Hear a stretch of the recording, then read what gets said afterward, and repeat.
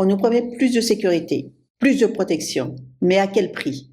La Commission européenne des affaires intérieures prépare depuis le 11 mai 2022 un règlement appelé Chat Control. Officiellement, elle vise à lutter contre la pédocriminalité en ligne, un objectif évidemment légitime.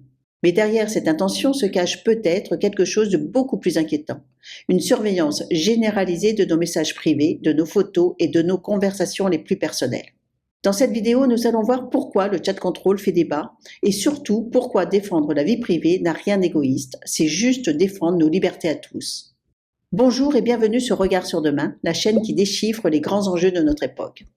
Parce que la vie privée n'est pas un luxe, mais un droit fondamental, il n'est pas négociable.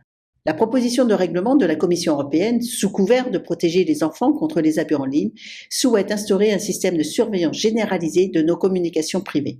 La Commission européenne veut obliger toutes les plateformes de messagerie, que ce soit WhatsApp, Signal, Telegram, Messenger, mais également les mails, à analyser automatiquement les messages privés afin d'y détecter du contenu illicite. En théorie, cela se ferait de façon sécurisée, c'est-à-dire que l'analyse serait effectuée directement sur les appareils, grâce à des algorithmes capables d'identifier des images ou des messages suspects avant qu'ils ne soient envoyés. Mais dans la pratique, ce mécanisme revient à installer une forme de surveillance permanente sur chaque téléphone, chaque ordinateur, chaque conversation.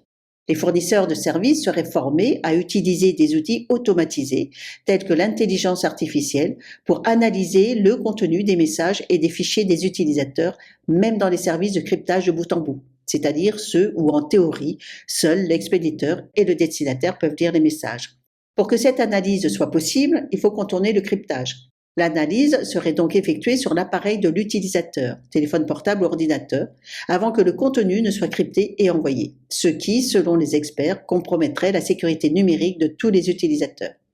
De nombreuses sociétés de technologie, des experts en cybersécurité et des associations de défense des droits numériques estiment que cela se traduirait par un affaiblissement du chiffrement. En ouvrant la porte à des analyses locales, on crée des failles exploitables par des pirates ou des régimes autoritaires. De plus, cette mesure ouvre droit à une surveillance de masse, menaçant ainsi la vie privée et les libertés des Européens. Tout le monde serait concerné, pas seulement les personnes soupçonnées de crimes, mais l'ensemble des citoyens. Ce serait un renversement du principe fondamental du droit, qui est que l'on est innocent jusqu'à preuve du contraire. Par ailleurs, même les meilleures technologies peuvent se tromper.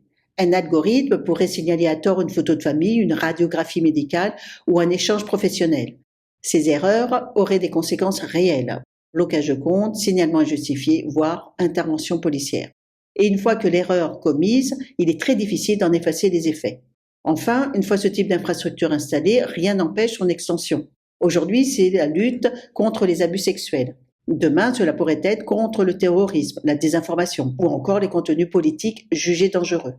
L'histoire récente nous montre que les outils de surveillance, une fois créés, finissent souvent par être utilisés au-delà de leur objectif initial. Alors pour l'instant, le texte est bloqué. Le Parlement européen reste divisé et rien n'est encore décidé.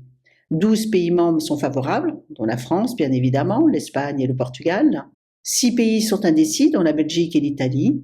9 sont contre, dont l'Allemagne, les Pays-Bas et l'Autriche, car ils estiment que la protection des enfants ne doit pas se faire au détriment du droit à la vie privée. Mais même si cette version du texte échoue pour l'instant, une nouvelle proposition reviendra probablement dans les années à venir. C'est pourquoi il faut rester très vigilant. La sécurité ne doit jamais justifier la surveillance généralisée. La vie privée ne sert pas à cacher des crimes, elle sert juste à préserver notre intimité, notre liberté de pensée et d'expression. C'est ce qui nous permet d'avoir des opinions, des relations et des échanges sans crainte d'être observés ou jugés. Protéger les enfants, bien sûr, mais la vraie protection passe par une justice ferme envers les criminels, pas par la surveillance de tous et pas en transformant chaque citoyen en suspect permanent.